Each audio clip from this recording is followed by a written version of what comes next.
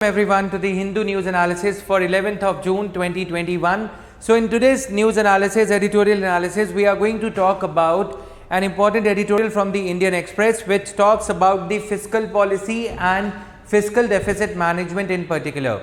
So this article has been written by C. Rangarajan, former Governor RBI and the chairperson of PMEAC, Prime Minister's Economic Advisory Council.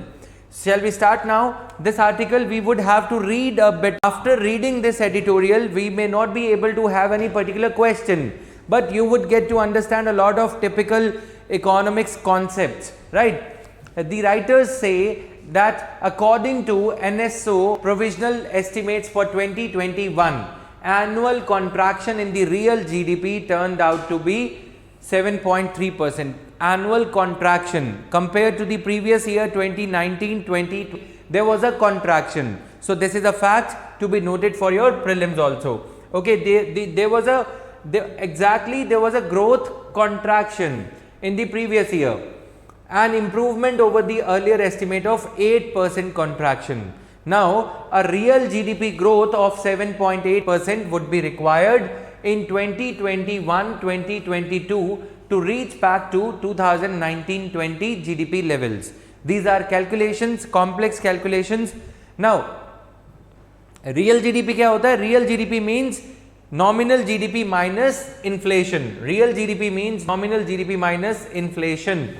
So this is the metric after subtracting the inflation. हमारी growth actual में कितनी हुई? The erstwhile GDP growth projections for 2021-2022 are being re-examined to take into account the adverse impact of second wave of the pandemic. The RBI has revised down its 2021-2022 real GDP growth forecast to 9.5%. RBI has revised down its growth 2021-2022 real GDP growth forecast to 9.5%.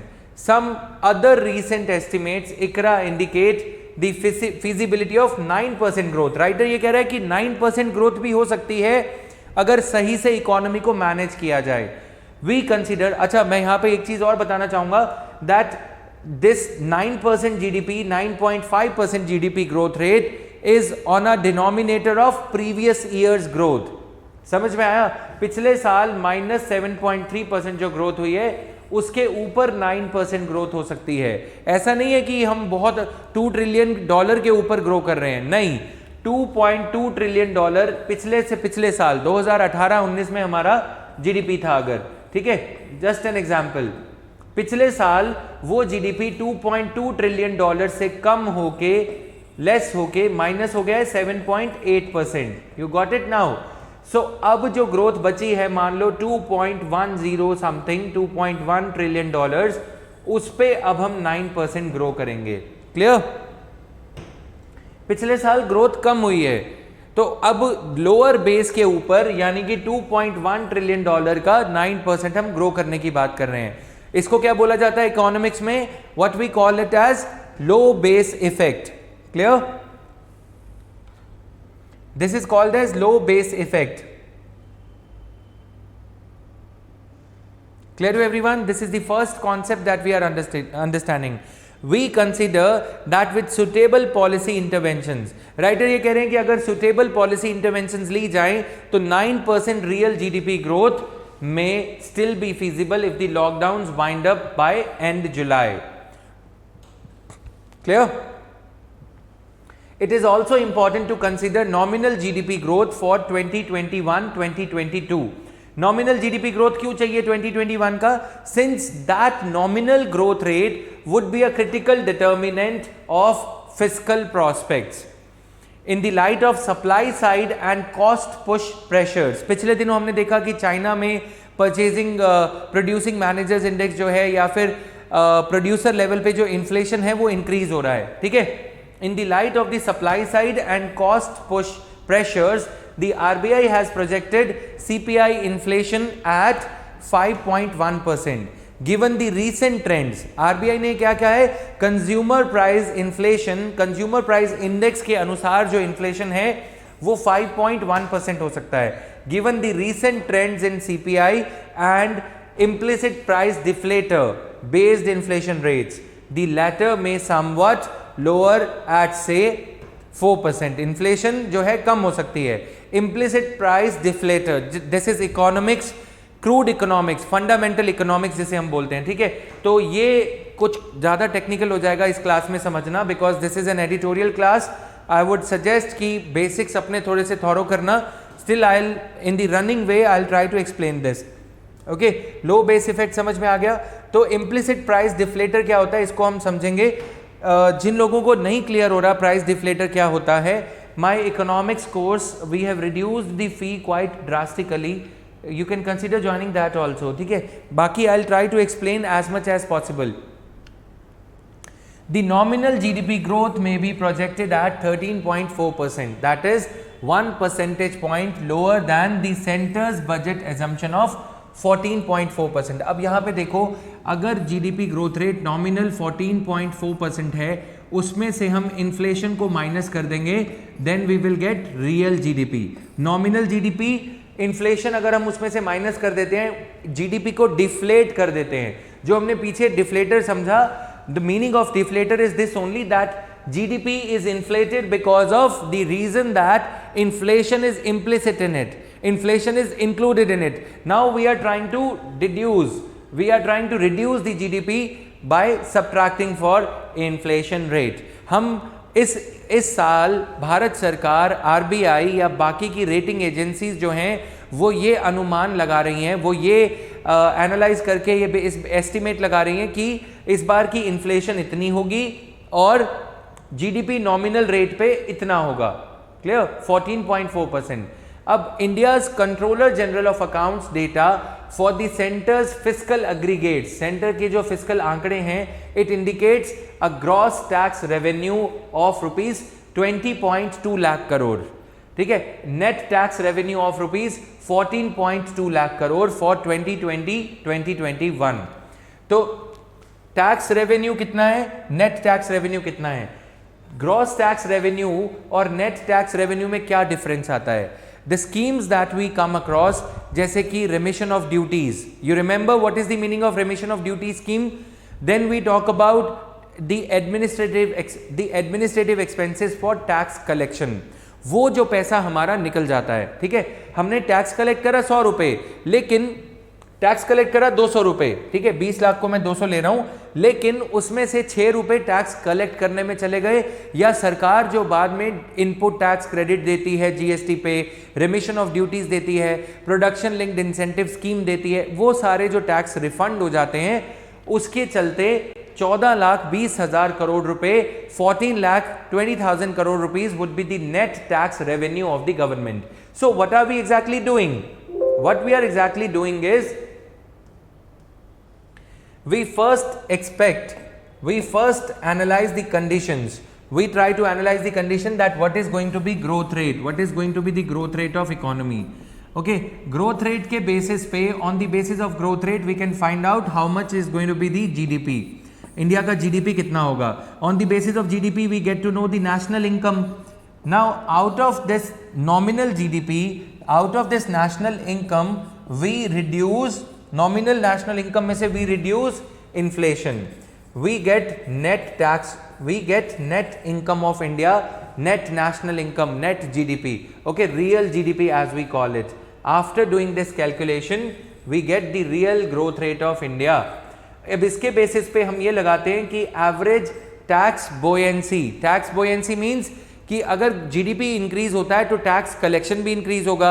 अगर मैं Nirmala Sitharaman ma'am की जगह पे finance minister हूँ, मेरा GDP grow हो रहा है, इकोनॉमी ग्रो कर रही है, तो उसमें कुछ परसेंटेज 1% टैक्स कलेक्ट होगा. ठीक है, उसके बेसिस पे हम टैक्स कलेक्शन मान लेते हैं कि सरकार का टैक्स कलेक्शन इतना होगा. Then we try to understand government का नॉन टैक्स रेवेन्यू कहाँ से आएगा. डिसइन्वेस्टमेंट करी गवर्नमेंट ने, डिसइन्वेस्टमेंट की. ठीक है, फिर गवर्नमेंट ने और क्या किया, इन तीनों को प्लस कर देंगे. डिसइन्वेस्टमेंट के अलावा नॉन और कुछ लोन लिए. ठीक है, चलो लोन पे बाद में आते हैं. गवर्नमेंट ने डिसइन्वेस्टमेंट करी, 2G स्पेक्ट्रम बेचा, 3G स्पेक्ट्रम सेल किया, 5G स्पेक्ट्रम सेल करने जा रही है. तो ये हो गई सरकार की टोटल इनकम. अब total income minus total expenditure, हमारे केस में टोटल इनकम कम है तो हमारा फिस्कल डेफिसिट आ जाएगा। इस फिस्कल डेफिसिट के बेसिस पे हम इसी आर्टिकल में बात करेंगे बोरोइंग की। ये है हमारा सारा फिस्कल अरिथमेटिक, समझ में आया? We started off with the estimation of GDP.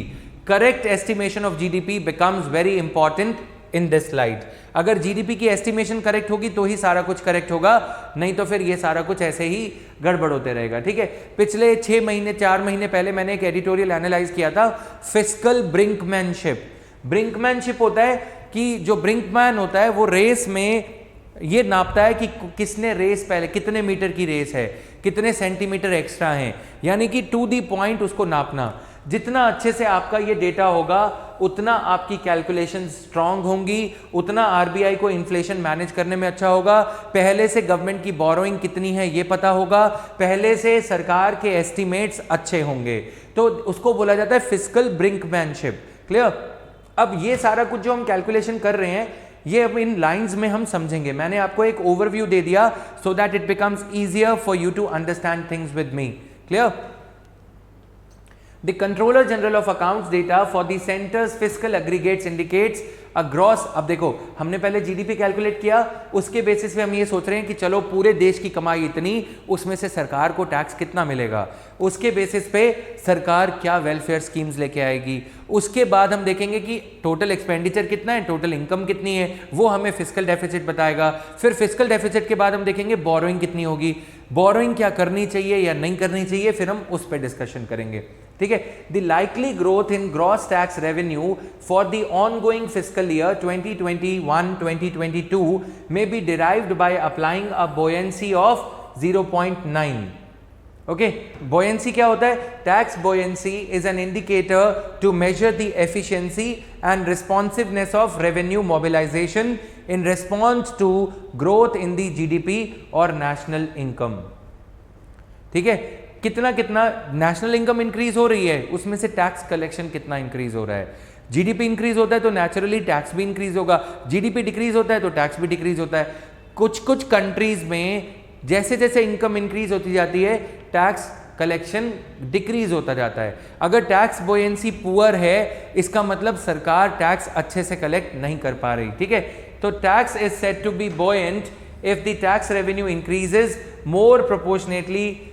more than proportionately in response to a rise in the national income।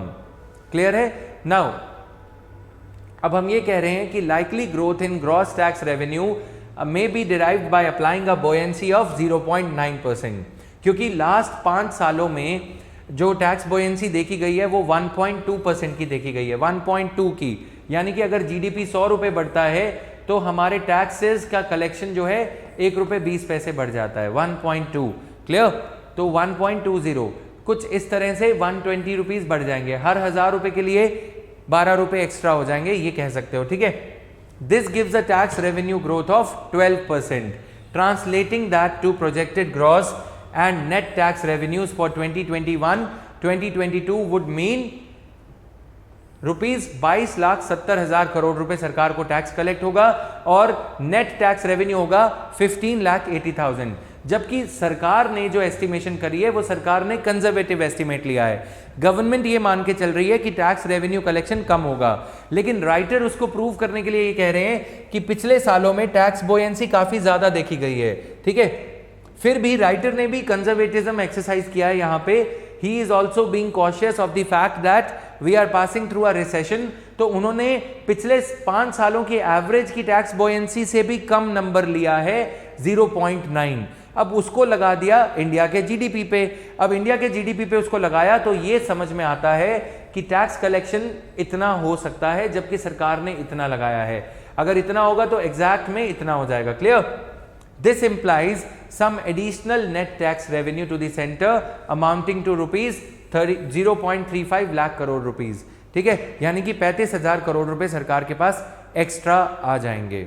So much is clear to everyone? I chose this article deliberately, economy related article. I only will be teaching the economics course, okay? This is the fundamental economics course for 2021-2022। इतना सबको समझ में आया?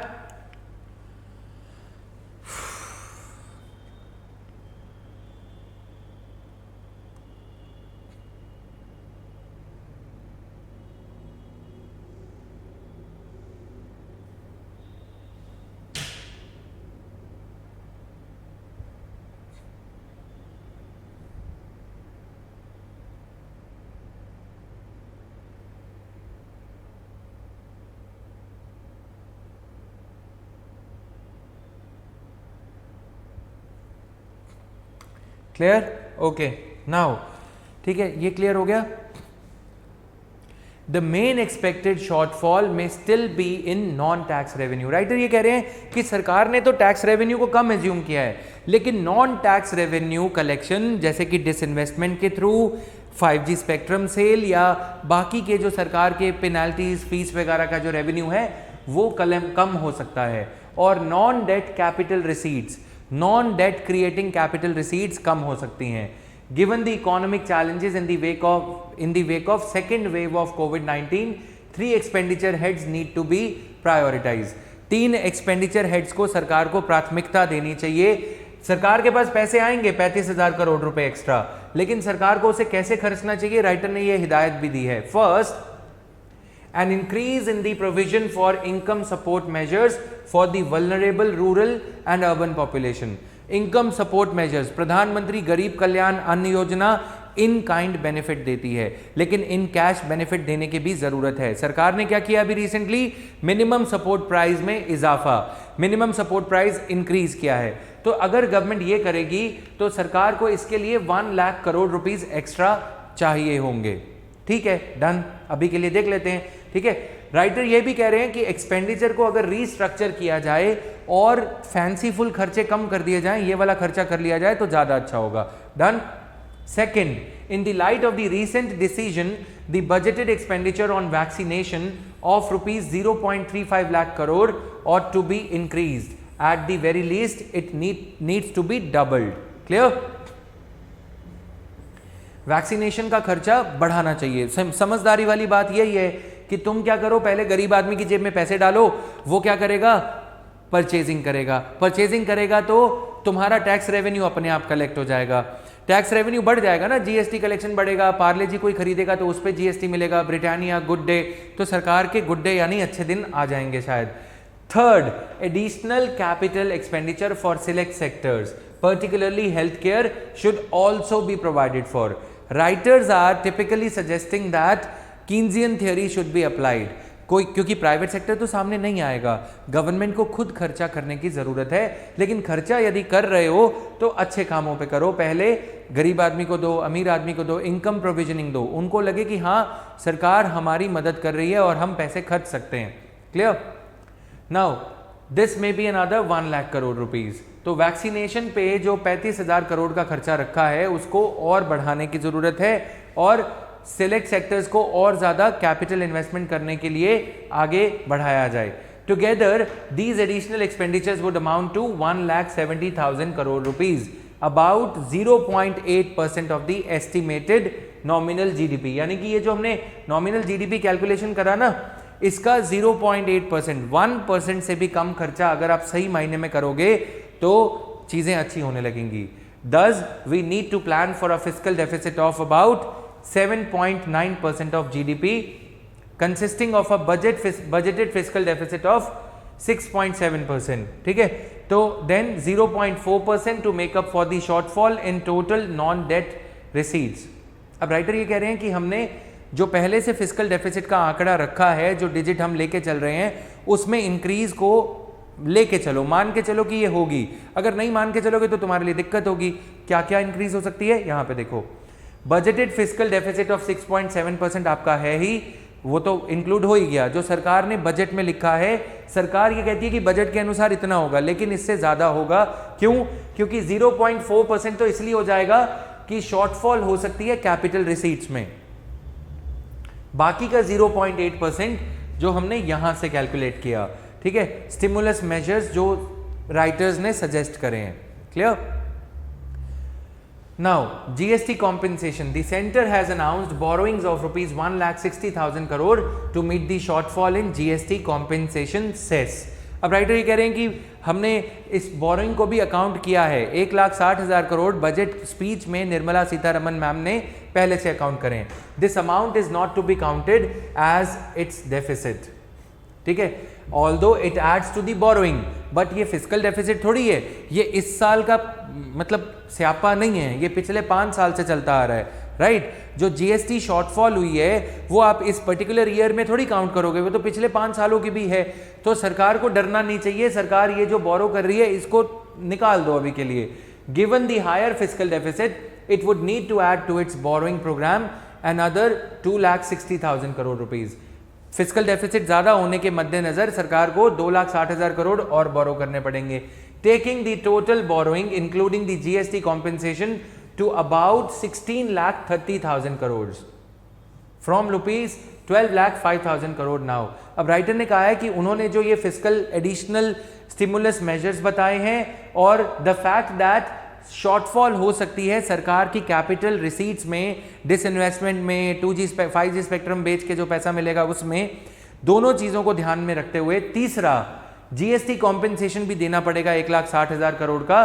तीनों चीजों को ध्यान में रखते हुए सरकार की जो बोरोइंग होगी वो 12,05,000 करोड़ के बजाय 16,30,000 करोड़ होगी.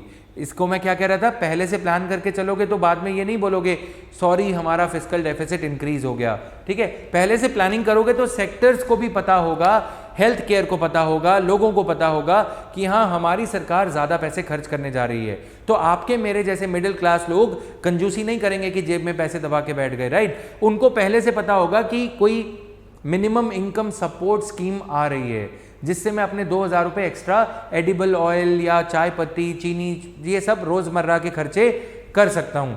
और ये नहीं कि उनको 6 महीने बाद जाके बताया कि तुम्हें ऑर्फेनेजेस के लिए ये स्कीम मिलेगी, प्रधानमंत्री गरीब कल्याण अन्न योजना में ये मिलेगा, 500 रुपये महीना अकाउंट में आएंगे. पहले ही कर लो. पहले कर लोगे तो लोग भी अपना एक्सपेंडिचर पहले प्लान करेंगे, और अगर लोग अपना एक्सपेंडिचर पहले प्लान करेंगे तो प्रोड्यूसर अपनी प्रोडक्शन पहले प्लान करेगा. तो सरकार का GST collection, income tax collection बढ़िया होगा. क्लियर. सरप्राइज में या शॉक में बाद में बताओगे अगले साल कि हमारा फिस्कल डेफिसिट इतना बढ़ गया, तो ना तो वो पार्लियामेंट्री रिस्पॉन्सिबिलिटी के लिए सही है, responsibility of government towards the parliament, और ना ही वो इकोनॉमी के लिए सही है. क्लियर. अच्छा, अब यहां पे ये तो सारा जो गणित हमने किया है ये सेंट्रल गवर्नमेंट का है. Borrowing by states would be in addition to this.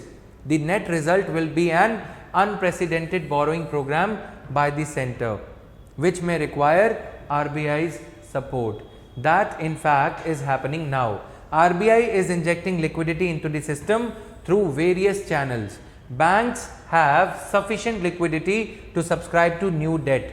Bank के पास sufficient liquidity है नया कर्जा लेने के लिए, ठीक है, नया कर्जा देने के लिए, टाटास को, अंबानीज को, अदानीज को. अब हम गियर चेंज कर रहे हैं यहां से. यहां तक तो हमने सरकार का और स्टेट्स का भी सारा खर्चा समझ लिया. नेट रिजल्ट क्या होगा, सरकार देखो स्टेट्स भी बोरो करेंगी, सेंटर भी बोरो करेगा. नेट रिजल्ट क्या होगा, net result will be unprecedented borrowing programme, unimagined borrowing programme. अब अगर इतनी ज्यादा बोरोइंग होगी by the centre, if this much of borrowing is going to happen, then RBI support will be required. That is already happening now. Government is asking RBI to release 97,000 crore rupees out of its reserves. ठीक है, RBI is injecting liquidity into the system through various channels. Banks have sufficient liquidity to subscribe to new debt. This is indirect monetization of debt. This is not new, but the scale is much higher. ये पहले भी होता था, government बैंकों से पैसा बोरो करती थी, रेपो रेट और ये सब गवर्नमेंट सिक्योरिटीज के थ्रू रेपो रेट कम ज्यादा करके. Direct monetisation should be best avoided. अब राइटर यहां पे वार्निंग भी दे रहे हैं. Clear. So this is there. Now coming to the other aspects, government and the RBI are keen to keep the interest rate low despite this heavy borrowing. अब क्या हो रहा है कि गवर्नमेंट को क्योंकि पैसा ज्यादा बोरो करना है, this will lead to crowding out of private investment. Since government is going to borrow 16,30,000 crore, तो प्राइवेट इन्वेस्टमेंट क्राउड आउट हो जाएगी. ठीक है, प्राइवेट इन्वेस्टमेंट का क्राउड आउट होने का मतलब ये है कि if this is N SBI branch, this is the branch of SBI for example, main branch. ठीक है, अब सरकार भी एसबीआई की खिड़की पे खड़ी है. सरकार के फाइनेंस सेक्रेटरी ने सीधा फोन किया कि हमें पैसे चाहिए. अब यहां से सरकार पैसे ले रही है, इधर प्राइवेट सेक्टर ले रहा है. तो जब सारे पैसे सरकार ले गई तो प्राइवेट इन्वेस्टमेंट कम हो जाएगा. ठीक है, private investment would be lower. क्यों? क्योंकि crowding out of, this is called as crowding out of private investment. Government is crowding out. Crowding out होता है हटो मुझे अंदर जाना है, जैसे करते हो ना भीड़ में निकलते हो जब कोई हलवा बट रहा होता है, वैसे ही crowding out of private investment is going to happen. ठीक है, तो क्राउडिंग आउट में पब्लिक सेक्टर के ऊपर बर्डन ज्यादा बढ़ेगा, जो कि सही भी है. कीनजियन थ्योरी भी यही कहती है. लेकिन इसमें दिक्कत पता है क्या है? Government and the RBI are keen to keep the interest rate low despite this heavy borrowing. अब अगर डिमांड ज़्यादा है, गवर्नमेंट ज़्यादा बोरो कर रही है, कैश क्रंच होगा, कैश नहीं है तो इंटरेस्ट रेट ऊपर जाना चाहिए, रेट ऑफ इंटरेस्ट, लेकिन नहीं जा रहा. रेट ऑफ इंटरेस्ट ऊपर नहीं जा रहा क्योंकि RBI and the government are keen to keep the rate of interest low despite this heavy borrowing. क्यों? क्योंकि आरबीआई, ये तो एसबीआई था, ठीक है, या एचडीएफसी था या कोई और बैंक था जिससे गवर्नमेंट बोरो कर रही है. गवर्नमेंट क्या, आरबीआई बोरो कर रहा है. RBI, since it is a banker to the government, it is the responsibility of RBI to make sure that government borrowing happens at a relatively lower rate of interest. Government की borrowing lower rate of interest पे होनी चाहिए. Clear? Now, the household sector's appetite for financial assets may not increase. अब house hold sector, क्योंकि government ज़्यादा बोरो कर रही है, हाउस होल्ड सेक्टर, या तो ये होता है कि हाउस होल्ड सेक्टर आपके मेरे जैसे लोग ज़्यादा पैसे डिपॉजिट कराने आ जाते हैं तीसरी विंडो में, हम लोग अंदर जाते हैं, ये तुम जा रहे हो अंदर. ठीक है, house hold sectors apatite for financial assets. Assets मतलब क्या हम फिक्स डिपॉजिट करवाएंगे? नहीं करवाएंगे. क्या हम किसान विकास पत्र खरीदेंगे? नहीं, क्योंकि जब हमारी इनकम्स गिर रही हैं तो हम तो अपना सेविंग्स उल्टा और लिक्विडेट करके सोना गहना बेच के काम चलाएंगे. ऐसी सिचुएशन में external sectors demand for Indian sovereign bonds में ऑल्सो बी ल्यूकीवार्म, क्योंकि गवर्नमेंट का ऐसी सिचुएशन में कैश के लिए कॉम्पेंसेट कैसे करोगे? प्राइवेट सेक्टर पैसा कैसे लगाएगा? प्राइवेट सेक्टर आपके मेरे दिए गए पैसे जो हम डिपॉजिट कराते हैं उससे लोन लेता है, लेकिन वो सारा लोन तो सरकार ले गई. ठीक है, तो ऐसी सिचुएशन में या तो हम ये सोचें कि बाहर के लोग आएंगे इंडिया में, वो पैसा इन्वेस्ट करेंगे. कौन आएगा? एक्सटर्नल सेक्टर्स डिमांड, यानी कि फॉरेन इंस्टीट्यूशनल इन्वेस्टर्स आएंगे, गवर्नमेंट ऑफ इंडिया की बॉन्ड्स में पैसा लगाएंगे, बट वो भी नहीं हो रहा. The success of the borrowing programme of centre depends on support provided by RBI. Clear?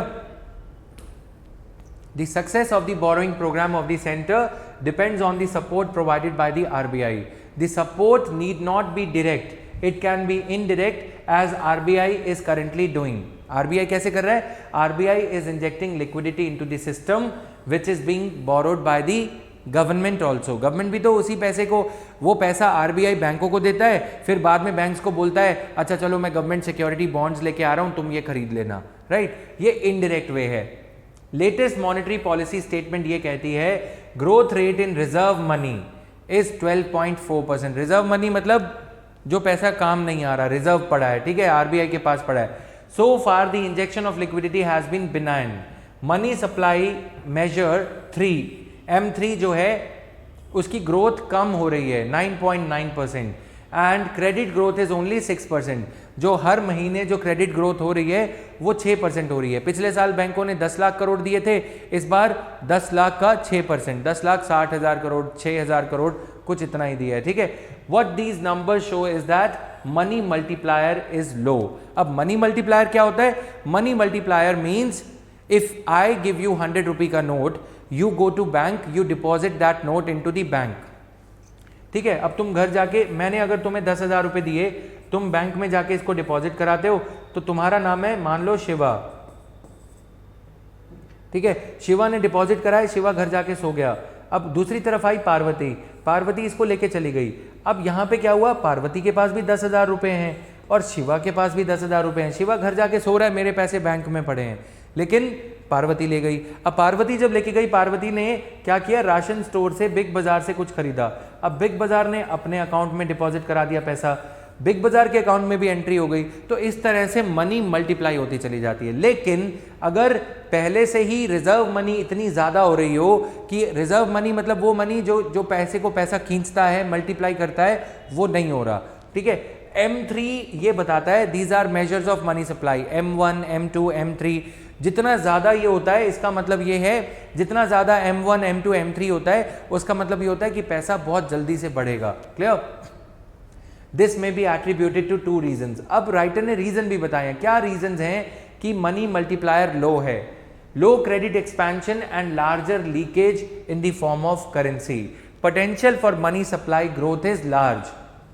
Discussion जो मॉनेटरी पॉलिसी स्टेटमेंट में की गई, पिछले हफ्ते जो मॉनेटरी पॉलिसी स्टेटमेंट आया था ऑन इन्फ्लेशन इज फोकस्ड, ठीक है, लो क्रेडिट एक्सपेंशन, की क्रेडिट एक्सपैंड क्यों नहीं हो रहा, बैंक क्रेडिट क्यों नहीं दे रहे, या प्राइवेट एंटरप्रेन्योर्स बैंक से क्रेडिट क्यों नहीं ले रहे, ठीक है। तो the potential for money supply growth is large. The discussion in the monetary policy statement on inflation is focused entirely on supply availability. Supply नहीं हो रही, सप्लाई नहीं हो रही, ये कह रहे हैं कि प्रोड्यूसर सप्लाई नहीं कर रहा। And bottlenecks in the distribution of commodities. RBI monetary policy इस बात को बार बार अपनी स्टेटमेंट में लिख रही है, लेकिन output gap is certainly relevant. Writer ये कहते हैं कि ये मान लिया कि सप्लाई नहीं हो रही, आउटपुट गैप क्या होता है, तुम्हारा एग्जांपल लें, in case of your example, if you have the potential to study, if you have the potential to study for 10 hours a day but due to lack of infrastructure facilities, due to lack of, तुम लोग रोते रहते हो AC नहीं है, काश AC होता तो मैं भी उसकी तरह 14 घंटे पढ़ता, वो आईएएस का बेटा था तो वो निकल गया क्योंकि उसके घर में एसी होगा, एसी के नीचे ही बैठता होगा, उसके घर अच्छी स्टडी टेबल होगी। बात ये है कि जब ये आउटपुट गैप होती है, इसका मतलब ये होता है कि हमारी इकोनॉमी का पोटेंशियल तो है 14 घंटे काम करने का, इतना % जीडीपी अचीव करने का, जीडीपी ग्रोथ रेट बढ़ाने का, बट बिजली नहीं है, पावर कट हो जाते हैं तो तुम पढ़ नहीं पाते हो, वैसे ही पावर कट होते हैं तो प्रोडक्शन कैपेसिटी नहीं हो पाती, ठीक है। तो आउटपुट गैप का मतलब क्या है, it is an economic measure of the differences between actual output of an economy and its potential output. We have the capacity, we are a youthful country, हमारे, अब आउटपुट गैप कब होगा, जब adequate amount में सही rate of interest पे finances available ना हो, ठीक है, या फिर प्रोड्यूसर प्रोड्यूस नहीं करना चाहता क्योंकि उसे ज्यादा रिस्क लगता है। Clear? The output gap is certainly relevant, but equally relevant is an analysis of inflation. Equally relevant in an analysis of inflation is liquidity in the system and its impact on the output and prices with even with lags। अब जब equally relevant क्या है, output gap है, output gap के अलावा its impact on output and prices। Inflation के बारे में जब हम बात करते हैं तो हमें सबसे पहले कैश की लिक्विडिटी कितनी है सिस्टम में, उसके बारे में भी बात करनी होगी, ठीक है। तो सप्लाई अवेलेबिलिटी तो तभी होगी ना जब मॉडरेट सी इन्फ्लेशन होगी, मॉडरेट इन्फ्लेशन हो ही नहीं रही, हो रही है तो दबी सी है।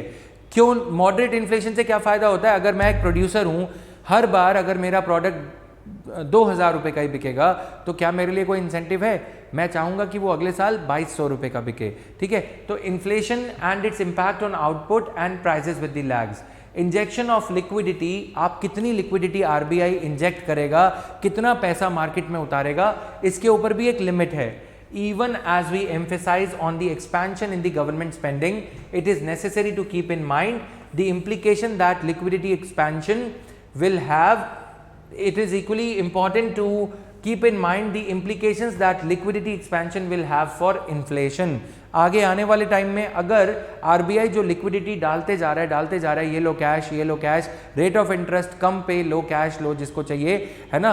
क्या बोला था हमने पिछले दिनों, हमने एक स्टडी करा था अकोमोडेटिव मॉनेटरी पॉलिसी। आरबीआई कितने हद तक गवर्नमेंट को अकोमोडेट करेगा, हर बार गवर्नमेंट को पैसा चाहिए, बोले ये लो, तो गवर्नमेंट को देता जाएगा, लेकिन मनरेगा की वेजेस बढ़ गई, किसान का एमएसपी बढ़ गया, तो उन लोगों के पास जब पैसा ज़्यादा जाएगा तो क्या हम सप्लाई अवेलेबिलिटी का ध्यान रख पाएंगे? अगर इन्फ्लेशन एकदम से बढ़ने लग गई तो वही इन्फ्लेशन बैकफायर करेगी, लोग खरीदना बंद कर देंगे क्योंकि महंगाई ज़्यादा हो गई, अब फिर वो प्रोडक्शन का साइकिल फिर से रुक जाएगा। क्लियर? तो ये था हमारे इस आज के इस एडिटोरियल में। पॉजिटिव आउटपुट गैप होता है, ये आपकी मीडियन लाइन है कि आपकी इकोनॉमी, इंडियन इकोनॉमी इतना प्रोड्यूस कर सकती है, लेकिन ये है पॉजिटिव। लेकिन अगर आप इतना प्रोड्यूस कर रहे हो, कम प्रोड्यूस कर रहे हो, इस लेवल पे प्रोड्यूस कर रहे हो, तो वो आउटपुट गैप है, ये नेगेटिव आउटपुट गैप है। इंडिया में ये कहा जाता है कि $1 ट्रिलियन की इन्वेस्टमेंट की ज़रूरत है इंफ्रास्ट्रक्चर में। फास्ट रेल होनी चाहिए, इलेक्ट्रिसिटी प्लांट्स होने चाहिए, इलेक्ट्रिसिटी जनरेशन बढ़िया होना चाहिए। इससे क्या होगा? इन्फ्लेशन, इससे क्या होगा? हमारा आउटपुट करने की जो कैपेसिटी है, जैसे अगर आपके घर पे बिजली अच्छे से आने लग जाए, वॉशिंग मशीन हो, इलेक्ट्रिसिटी हो, सब कुछ हो, तो मम्मी कपड़े धोने को नहीं बोलेगी, एसी चलता रहेगा, तुम पढ़ते रहोगे। वो अलग बात है कि तुम आराम परस्त हो जाओगे, लेकिन मैन्युफैक्चरिंग यूनिट्स के ऊपर ये अप्लाई होता है। क्लियर? लॉजिस्टिक्स होंगे, वेयर हाउस होंगे, हम अपने प्रोडक्ट्स को स्टोर कर पाएंगे। Clear? Now coming here to the other aspects, there is another editorial. I spent a lot of time digging out the arguments against should retired officers be barred from disclosing information. अब इस article में बोल बच्चन तो बहुत है, arguments in favor, arguments against. I could find out only 2 relevant points if I am talking about only this particular editorial. यहाँ पे लिखा है रिटायर्ड ऑफिसर्स को रोकने के पीछे क्या है, element of secrecy is required, some measures of secrecy are necessary to protect the authorised national security activities such as intelligence gathering, military operations, sometimes confidentiality of deliberations and sometimes personal privacy. तो जब ये जो पिछले दिनों हमने देखा था ना कि government of India has come up with the rules, government of India has come up with some rules to कि ये कहना कि रिटायर्ड ब्यूरोक्रेट्स कोई आर्टिकल नहीं लिख सकते, कोई बुक नहीं लिख सकते, अगर उनको बुक लिखनी है तो उनको अपने डिपार्टमेंट के हेड ऑफ द डिपार्टमेंट से परमिशन लेनी पड़ेगी। तो उसके ऊपर ये है कि क्या रिटायर्ड ऑफिसर को भी रोका जाए। जो पेंशन रूल्स पिछले दिनों चेंज करे गए हैं, ये आर्टिकल उसके ऊपर था। Many retired officers who are in these sensitive organizations like Intelligence Bureau, RAW, actually informally get their draft vetted by the current head of the security services. अभी भी क्या होता है कि अगर कोई बुक लिखी जाती है तो वो अपने हेड ऑफ द डिपार्टमेंट से पूछते हैं कि मैंने ये बुक लिखी है तो आप चेक कर लो कि कुछ इसमें आपको ऑब्जेक्शन तो नहीं है, आपको इसमें कुछ प्रॉब्लम तो नहीं है। That is the right way to go about it, right? Then इसमें कुछ चीजें हैं। Last week the government of India prohibited retired officials of security and intelligence organisations from publishing anything about their work और the organisation without prior clearance from the head of the organization. Serving civil servants are barred from expressing their personal opinion on policy matters and criticizing the government. जैसे मनमोहन सिंह के एक secretary थे mister बारू, ठीक है, वो retire हुए तो उन्होंने मनमोहन सिंह की सारी पोल खोलना शुरू कर दिया रिटायरमेंट के बाद। तो क्या अब मोदी जी को लगता है कि उनके काफ़ी सारे किस्से हैं जो लोगों को नहीं सुनने चाहिए। अब अगर रिटायर होंगे मोदी जी, उसके बाद ये सर्वेंट्स या कुछ जो आईएएस ऑफिसर्स रिटायर हो रहे हैं, हर कोई बुक छाप छाप के बताए कि मोदी जी ने ये किया वो किया, बदनामी ज़्यादा हो जाएगी। तो नेशनल इंटरेस्ट में 2 चीज़ें हैं। नेशनल इंटरेस्ट की पहलू की बात समझना, एक तो ये जब you keep your public informed, your public, if the public is kept well informed, इसको यहाँ पे ड्रॉ कर लेते हैं, नेशनल इंटरेस्ट, ये कहा जा रहा है कि under the rubric of, under the name of, in the name of national interest, public should not be informed.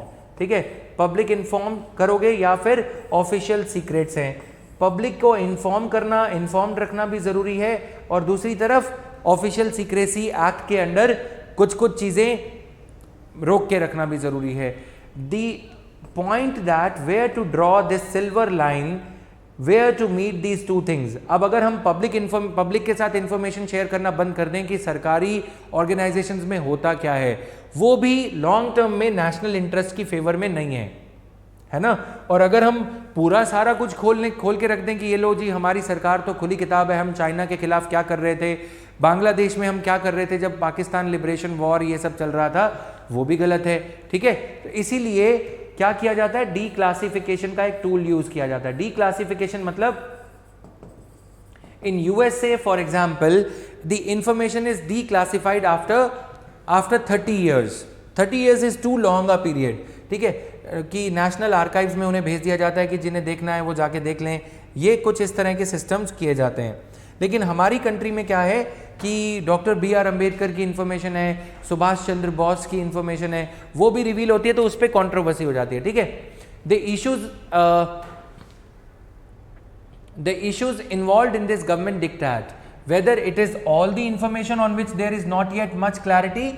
अभी तक ये क्लैरिटी नहीं आई है कि क्या ये सारी इंफॉर्मेशन रिवील नहीं कर सकते, और who decides what is sensitive and what is not sensitive.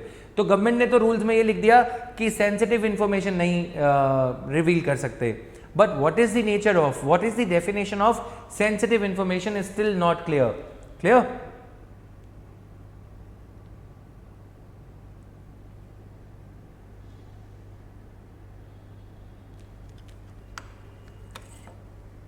Okay, so this is there now.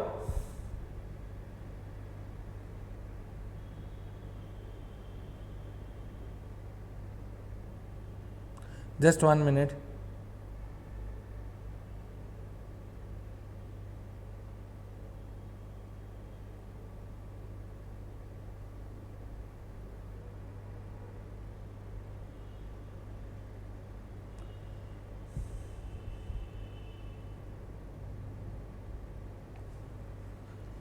Clear है सबको? Now this is there. The government would like to have some control so that existing intelligence security operations are not affected by such leakage of information. Clear?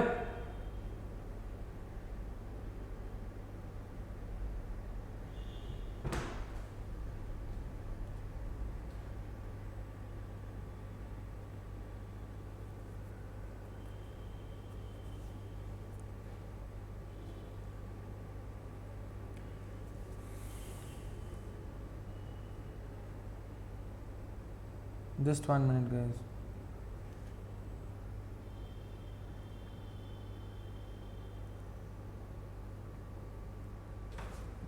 Now coming to the other aspects, tradition of understanding history. The tradition of understanding history through eyewitness accounts is not new.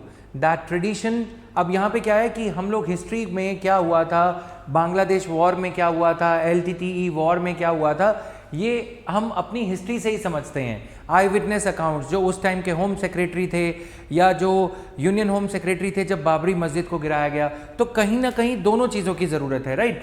That tradition unfortunately in the past as far as India is concerned has been weakened. We gain and the public is better informed of the activities. This could become another point number 3 for arguments in favor, that yes, public information, arguments against, that no retired civil servants should be allowed to declassify, should be allowed to reveal their official memoirs after they retire. Clear? So there has to be a fine line as to how much of the information could be revealed and how much should be kept secret. Too much of information being in the public domain or too little transparency. Declassification, one way in which information is actually given to the public is through the declassification of files. So this is the midway out. This is the midway that yes, आप information को declassify करके reveal कर सकते हो. Clear?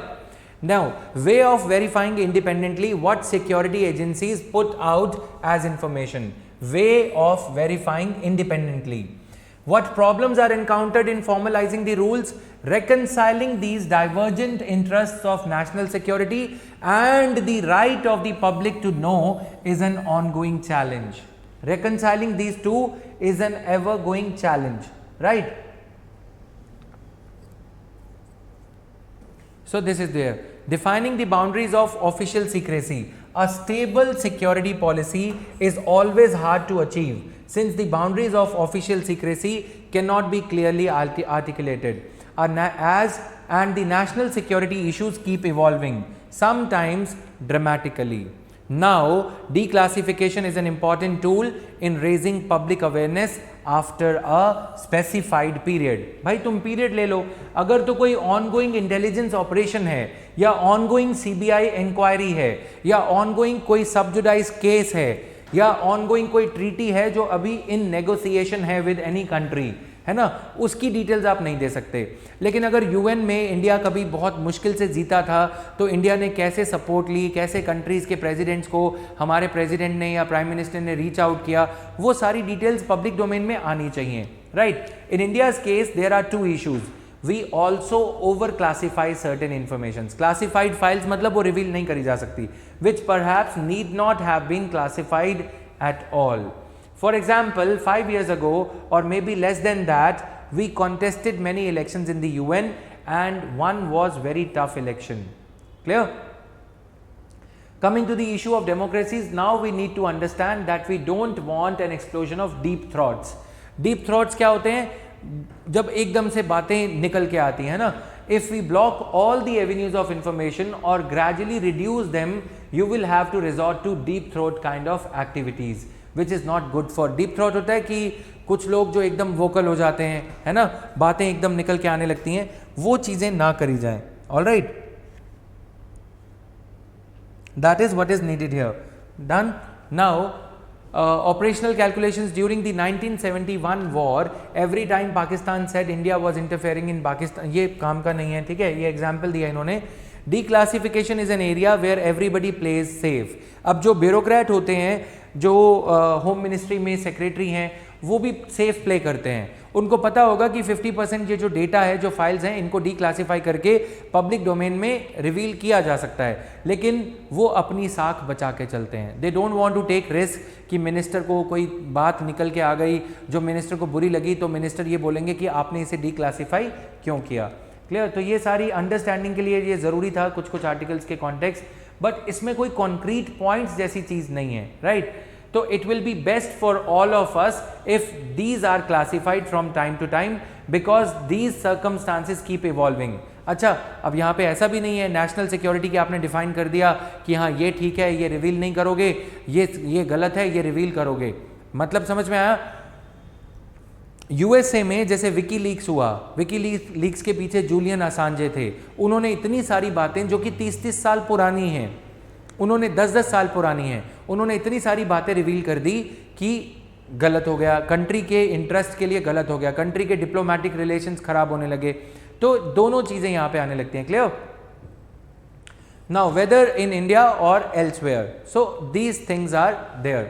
However, it was only towards the end of 20th century and the beginning of 21st century that this proliferation of what we call the right to information in the Indian context took place globally. There are 95 to 200 countries today which have these disclosure arrangements in place. They still haven't covered the entire expanse because there are of course caveats to this. Clear? ये पढ़ लिया हमने, तो ज़्यादा कुछ इसमें नहीं है. पीवी नरसिम्हा राव, सो ये सारा कुछ काम का इतना नहीं है. You got a fair idea कि प्रॉब्लम क्या क्या आती है. इसमें से बस तुम्हें उसी राइटिंग में, न्यूज़ क्लिपिंग में you have to add declassification. Clear. Now coming to the other aspects. Should ये था ये एडिटोरियल जो कि हिंदू के लीड पेज पे, कमेंट पेज पे आया. राइट. डिस्कशन है दोनों ने, बट कुछ ज़्यादा अच्छा नहीं है ये आर्टिकल, आपने भी देखा. Now coming to another topic here. Terror in Sahel. Terror in Sahel ये नाइजीरिया और बुर्किना फासो, इन कंट्रीज के साथ में डील करता है ये article. The massacre of at least 160 people in a border village in Burkina Faso over the weekend is a grim reminder of the threat the Sahel region faces from Islamist terrorism.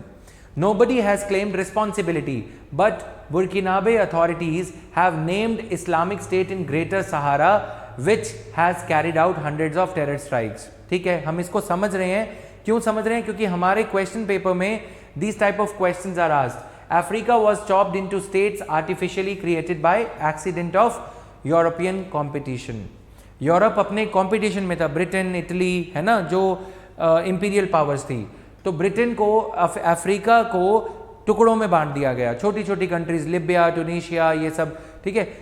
दूसरा question ये है, this is a question from 2013. This question is 2016.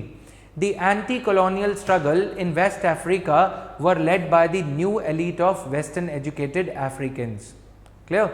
तो the anti-colonial struggle, ये world history से related भी question माना जाता है. 2012 में एक क्वेश्चन पूछा गया, why Africa is not developing as a continent. क्या क्या प्रॉब्लम्स आती हैं. ठीक है. अब हम यहाँ पे इसको समझते हैं इस आर्टिकल को. ये वो कंट्रीज हैं, माली, देन बुर्किना फासो. अभी इमीडिएट कॉन्टेक्स्ट में बुर्किना फासो की हम बात कर रहे हैं. Nigeria, Niger and Chad suffer the attacks by Boko Haram. तो ये तीनों कंट्रीज टेररिज्म से अफेक्टेड हैं. ठीक है. उसके बाद ये माली भी इक्वली अफेक्टेड है. Violent incidents involving jihadist groups 2017, 2019, 20 possible expansion और ज़्यादा हो रहा है. ठीक है. Then security in Sahel, permanent basis, G5 Sahel joint force, member country United Nations, then operation Barkhane France का चल रहा है यहाँ पे, ठीक है। नाउ क्लेम रिस्पॉन्सिबिलिटी किसी ने नहीं ली। इससे पहले the security situation in Burkina Faso which saw its first major Islamist attack, terrorist attack in 2015 has deteriorated steadily, especially along the borders with Niger and Mali. Clear? Then this has been the case with much of the Sahel region. Sahel region overall जो 5900 kilometre long semi-arid territory है, it has seen the terrorist groups expanding their networks and stepping up attacks on civilians and soldiers. The Burkina Faso attack occurred after 137 people were killed by jihadists in Niger in March. In Nigeria, Islamists control swathes of territories and have carried out abductions and attacks including gunning down, ये सारा कुछ चल रहा है, ठीक है। Counter insurgency operation 4 main terror groups के around revolve करते हैं, ISDS, Islamic State West Africa Province, then Jamaat Nasr al Islam wal Muslimin, now local Al Qaeda branch in Mali and Boko Haram, ठीक है। ये 3-4 ग्रुप्स हैं। ये जो है जमात अल नसरम, ये लोकल अलकायदा ब्रांच है। चौथा जो ग्रुप है और काफ़ी ज़्यादा एक्टिव है वो है Boko Haram. Of these ISDS and Jamaat al Nasr are reportedly in alliance to expand their influence in Burkina, Mali, Niger border region, ठीक है। ये तीनों 2 ग्रुप जो हैं आपस में कोalition काइंड ऑफ बना रहे हैं, जो कि इन कंट्रीज के लिए और हेडेक हो सकता है, Burkina Faso, Mali, Niger and border region, ठीक है। Boko Haram and ISWAP are fighting each other but control territories in northeastern Nigeria. France has deployed troops in the region for counter-insurgency along with USA. Regime change policies of US and France are, अब किस reason की वजह से ये हो रहा है, question ये पूछा जा सकता है, why do you think that the present wave of insurgency is being seen? Why the present wave of insurgency is being seen? उसके पीछे आंसर क्या आएगा? What could be the answer? Voice is not low, बच्चे. Please check at your end. Okay, the regime change policies of USA and France are partly to be blamed when a NATO invasion removed Muammar Gaddafi, Libya के ये dictatorial leader थे, तो Muammar Gaddafi को power से हटा दिया गया, उनको तख्ता पलट कर दिया गया, उनके पीछे सिविलियन लोग लग गए उनके डिक्टेटर को मारने के लिए, ठीक है। जो ये जैस्मीन रेवोल्यूशन देखा गया 2011 में, ट्यूनीशिया से शुरू हुआ, लिबिया, इजिप्ट और काफ़ी कंट्रीज़ को इस सिविल रेवोल्यूशन ने अपनी चपेट में ले लिया, जिसे अरब स्प्रिंग कहा जाता है, जैस्मीन रेवोल्यूशन के नाम से जाना जाता है। लिबिया, अब वो लीडर जो था मुअम्मर गद्दाफी, वो काफ़ी पावरफुल था। The region lost a stable bulwark against militias, तो he himself was a militia earlier, ठीक है। Then he came to throne as the dictatorial president of Libya, और उनके 30 सालों 35 सालों से वो राज कर रहे थे। उनको सारे गुंडों के, ये जो मिलिशिया है, जो डायमंड मिलिशिया है, ड्रग्स मिलिशिया है, वहाँ पे वो सबकी उनकी पकड़ में थे लिबिया में। अब ऐसी ही ये जो रेजिम चेंज मूवमेंट चलाई जाती हैं फ्रांस और यूएसए के द्वारा, क्यों चलाई जाती हैं? ब्रिटिश पेट्रोलियम, ब्रिटेन, ये क्या करते हैं, इन्होंने अपने पपेट्स, अपने पपी वहाँ पे लगा दिए हैं, पपेट्स लगा दिए हैं कि वो पपेट्स इनके इशारों पे नाचते हैं। ये कहते हैं, फ्रांस कहता है कि हमें ऑयल चाहिए तो वहाँ से ऑयल मिलता है, फ्रांस कहता है कि हमें डायमंड्स चाहिए तो वहाँ पे डायमंड मिलता है, ठीक है। बदले में ये मुअम्मर गद्दाफी जैसे जो लोग हैं, ये क्या मांगते हैं? सिक्योरिटी मांगते हैं फ्रांस से, यूएसए से। यूएसए अपने मतलब के लिए अफ्रीका के लोगों को गरीब रखता है कि ठीक है गरीब रहेंगे कोई बात नहीं, लेकिन अगर the moment these Gaddafi type leaders stop obeying the commands of US, France, Britain, Italy, जो जो कंट्रीज ने इन पे पहले पास्ट में रूल किया था कॉलोनियल एरा के दौरान, तब इनका तख्ता पलट कर दिया जाता है, इनको कूप करके रिमूव करने की कोशिश करी जाती है। जब आप इतने पुराने लीडर को, लिबिया के मुअम्मर गद्दाफी जैसे 30 साल 40 साल शासन में रहने वाले लीडर को all of a sudden remove करते हो, तो क्या होता है? जो लॉलेसनेस वहां पे फैलने लगती है, ठीक है। अब यहां पे एक चीज है, established order versus law and order, ठीक है। लॉ एंड ऑर्डर होता है कि कानून के अकॉर्डिंग, कानून व्यवस्था। एस्टैब्लिश्ड ऑर्डर होता है जो चल रहा था हाल फिलहाल। Established order may not always be in sync with law and order, ठीक है। एस्टैब्लिश्ड ऑर्डर और लॉ एंड ऑर्डर में दिक्कत हो सकती है, लैक ऑफ कोऑर्डिनेशन हो सकता है। जैसे गुंडा राज चल रहा है तो वो एस्टैब्लिश्ड ऑर्डर है। जैसे बिहार के सिवान में जो एक मुस्लिम अभी जो बाहुबली थे उनकी डेथ हुई, ठीक है, कोविड के चलते, शहाबुद्दीन, तो वो एस्टैब्लिश्ड ऑर्डर है। एस्टैब्लिश्ड ऑर्डर को कभी कभी जब हम एकदम से वो करते हैं कि रिमूव कर देते हैं तो प्रॉब्लम होने लगती है। Libya having fallen into anarchy and civil war became a jihadist breeding ground. Clear? So this is there. When the trouble spread to Mali, France made a military intervention in 2013, but it did not defeat the insurgency which spread beyond Mali's borders. Now jihadists find a safe haven in the lawless deserts of Sahel. तो ये reason है immediate context का कि क्यों ऐसा हुआ। When IS militant infrastructure was destroyed in Iraq and Syria, their foot soldiers fled to Africa. Regrouping themselves. तो ये जो इराक और सीरिया में जो कैंपेन चलाया गया, इस्लामिक स्टेट के मिलिटेंट्स यहाँ पे अफ्रीका में आ गए, एक साथ होने लगे, बुर्किना फासो और ये बाकी के जो ग्रुप्स हैं। रीसेंट अटैक्स, बोको हरम और बाकी के जो ग्रुप्स हैं, recent attacks should serve as a warning to all the stakeholders, major global powers which worked together with the regional players to defeat Islamic State in West Asia. They should not stay away from growing threat from Africa. These major powers should, along with the United Nations, help the Sahel countries build capacities and institutions, military, to offer stable governance and adopt sustainable counter-insurgency strategies. Clear? तो अब एक दो news articles हैं जो आज हम deal करेंगे। Editorials में आज के इतना ही था। You have to see these countries. इसके अलावा सोमालिया में भी जो ट्रबल चल रही है वो सारा कुछ देखना होगा, राइट? नेशनल पॉपुलेशन पॉलिसी पे एक न्यूज़ आर्टिकल को मैंने डील किया है। अडॉप्ट पॉपुलेशन कंट्रोल, जो मिस्टर शर्मा हैं, चीफ मिनिस्टर हैं, असम के नए चीफ मिनिस्टर हैं हेमंत बिस्वा शर्मा, उन्होंने ये कहा है कि पॉपुलेशन कंट्रोल मेजर्स लेने की ज़रूरत है। Instead of criticising the government, organisations such as, just a minute,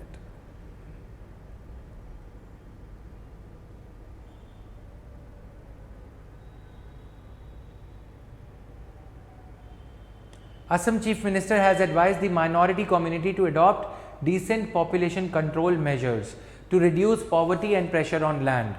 ठीक है, instead of criticizing the government, organizations such as AIDUF, All India United Democratic Front and AMSU, All Assam Minority Students Union, should motivate people to have smaller families. अब यहाँ पे पता है क्या हो रहा है? ये ट्राइबल जनजातियाँ जो हैं अपने क्लेम ऑफ सेपरेट स्टेट को, क्लेम ऑफ स्टेट को बढ़ावा देने के लिए, एक फायर देने के लिए अपनी जनजातियों को, अपने ट्राइबल समूह को ये कहते हैं और बच्चे पैदा करो, और बच्चे पैदा करो, ताकि डेमोग्राफिकली ये और स्ट्रांग हो सकें, इनका क्लेम और ज़्यादा वेट गेन कर सके।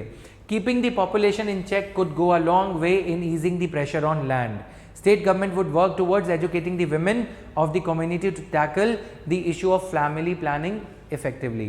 Census 2011 के अकॉर्डिंग ये सारा कुछ जो कुछ डेटा है पुराना, इतना काम का नहीं है।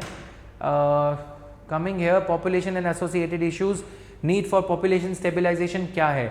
According to the UN Department of Economic and Social Affairs estimates, India's population will reach 1.5 billion and hit 1.64 billion in 2050. हम इंडिया की बात कर रहे हैं overall. This would make India become the largest populous country. At present, India hosts 16% of the world's population with only 2.45 of the global surface area and 4%. ये हो गया। कोई भी आंसर को बिगिनिंग करोगे तो इस तरह से कर सकते हो। पिछले दिनों हमने पॉपुलेशन का एक्सटेंसिव एनालिसिस किया था 1 जून को, मैल्थस की थ्योरी और चाइना का जो आर्टिकल था कि चाइना में 1 चाइल्ड पॉलिसी को 2 चाइल्ड पॉलिसी में कन्वर्ट कर दिया गया है, ठीक है। Globally the debate over population explosion has erupted after recent ecosystem assessment pointed out to human population's role in driving other species into extinction. ठीक है, ये सब हो गया। India's concern in checking overpopulation, family planning, ये सारा data मैंने यहाँ पे दिया है, इसको आज पढ़ोगे खुद से। Then use of condoms in India decline by over 50%, by beyond 50% over 8 years, and vasectomies जिसे हम नसबंदी, ट्यूबेक्टोमी, वैसेक्टोमी जो भी कहते हैं, वो 73% गिरी है according to national family health survey. ठीक है, ये नेशनल पॉपुलेशन पॉलिसी के ऑब्जेक्टिव्स थे। Okay, this shows the failure of family planning programmes. Total fertility rate we all know. Trends in India, इसको देख लेते हैं। In 2016 what am I teaching you? I am teaching you the objectives of national population policy. I have written a question here. Question: critically assess the performance of national population policy. What should be the contours of new population policy? हमारी population policy को 2 decades से ज़्यादा हो चुके हैं।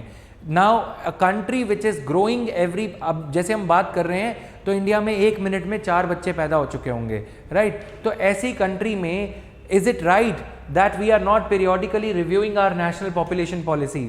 Now, what should be the contours of new population policy considering the reversal of one child? Okay, तो critical assessment of India's population policy, हमारा national family health survey data ये बताता है कि national population policy is failing badly. Clear? In 2016, total fertility rate was 2.3.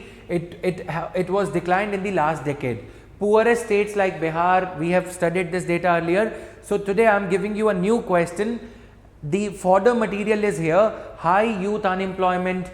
हमारी population policy में population, क्या national population and employment policy बनाने की ज़रूरत है? तीसरा, क्या national population and resources and employment policy बनाने की ज़रूरत है? national population and resources, ठीक है, क्या हमारी national population policy national education policy के साथ डोवटेल जुड़ती है?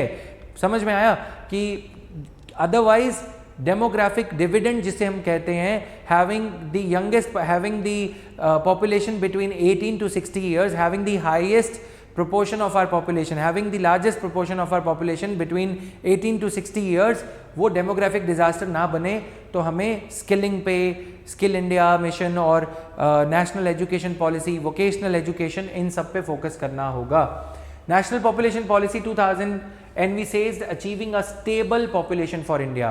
One of the immediate objectives was to address the unmet needs of contraception. Condom पूरे होने चाहिए, वैसेक्टोमी ऑपरेशंस के लिए अस्पताल होने चाहिए, ट्यूबेक्टोमी होनी चाहिए, हेल्थ केयर इंफ्रास्ट्रक्चर होना चाहिए, and personal, and provide integrated service delivery for basic reproductive and child care.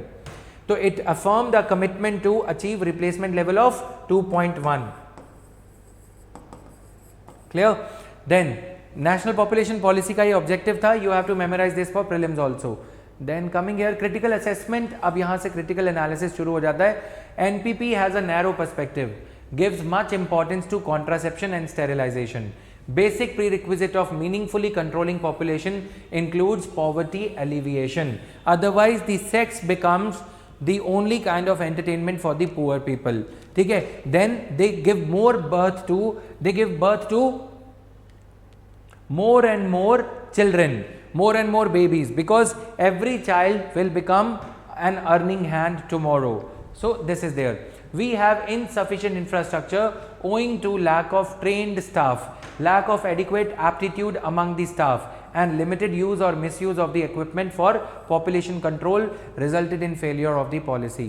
The use of coercion during the emergency 1976 caused a serious resentment among masses. वो backfire करेगा. Coercive national population control will backfire. COERCIVE. ठीक है? Forcibly अगर ये कहोगे नसबंदी कराओ, ये सब कराओ, जैसा संजय गांधी ने किया, वो नहीं काम करेगा। तो नेशनल पॉलिसी नैरो पर्सपेक्टिव है, ये सारा कुछ है इसमें। Then coming to this, EC has vast powers to act against criminalisation of politics. Experts का ये कहना है, एक्स चीफ इलेक्शन कमिश्नर का, दैट ईसी के पास, इलेक्शन कमीशन ऑफ इंडिया के पास पूरी पावर्स हैं। Former chief election commissioner OP Rawat did not agree with the suggestion that EC should use its plenary power.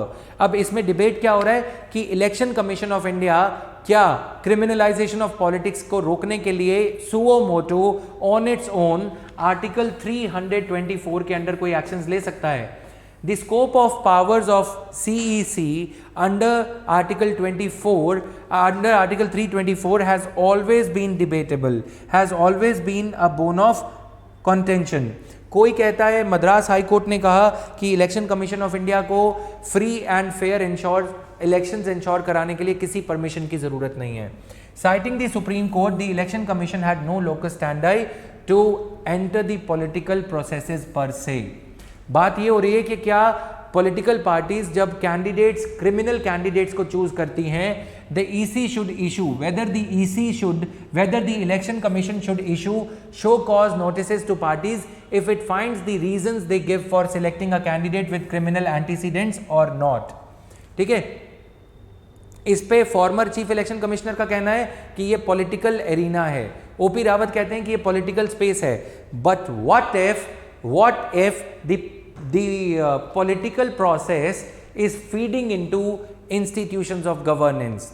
What if the political process is leading to the conflict in the role of, or leading to a conflict with the duty of Election Commission of India to ensure free and fair elections?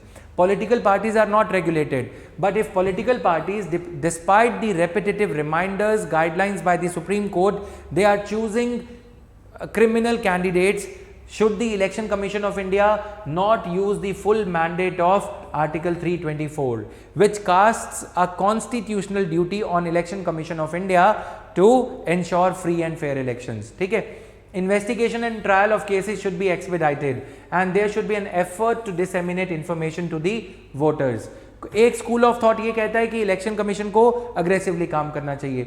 दूसरा school of thought ये कहता है कि नहीं, election commission should not enter the remit of political process, political parties. Clear? तो ये debate हमेशा से चलती हुई आ रही है, you all know this. Then coming to the other aspects, criminalisation of politics etcetera. Main reasons for criminalisation, 3 main reasons हैं, इसको थोड़ा सा आपको पढ़ना पड़ेगा. Right, as I said, we will be seeing a glimpse of every important news article, but our prime focus would be to cover editorials from Indian Express, Hindu and Live Mint. Today I chose the editorial from the Indian Express which was quite important in terms of economics. ठीक है, अब ECI is not adequately equipped to regulate the political parties. The ECI has no power in enforcing inner party democracy and regulation of party finances, which is the lacunae in the functioning. ECI has been unable to arrest its deterioration. So over the years, the influence of money and criminal elements into politics has increased along with violence and electoral malpractices, resulting in criminalization of politics. Write down the question: do you think that there is a need to revisit the scope of powers of Election Commission of India?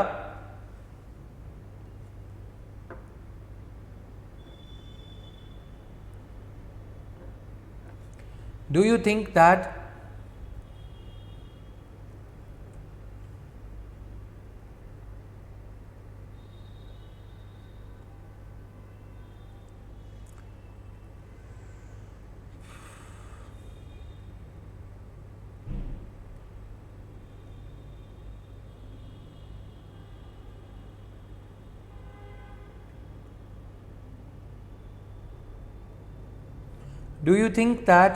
there is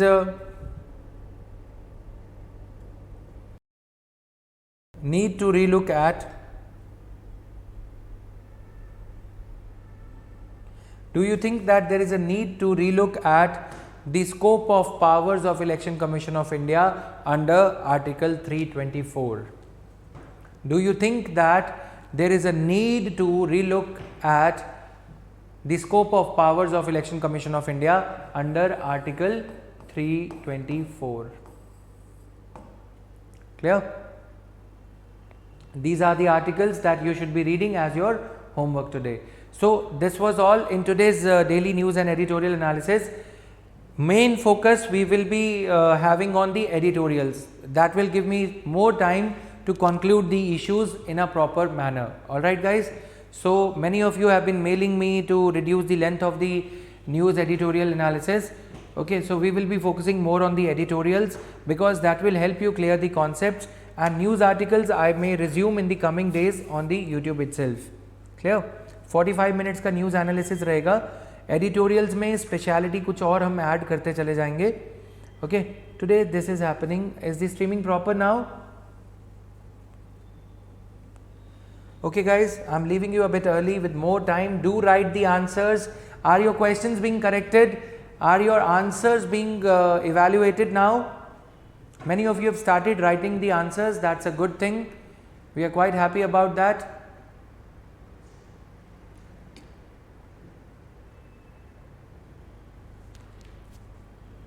Okay, so this was all. Thank you guys.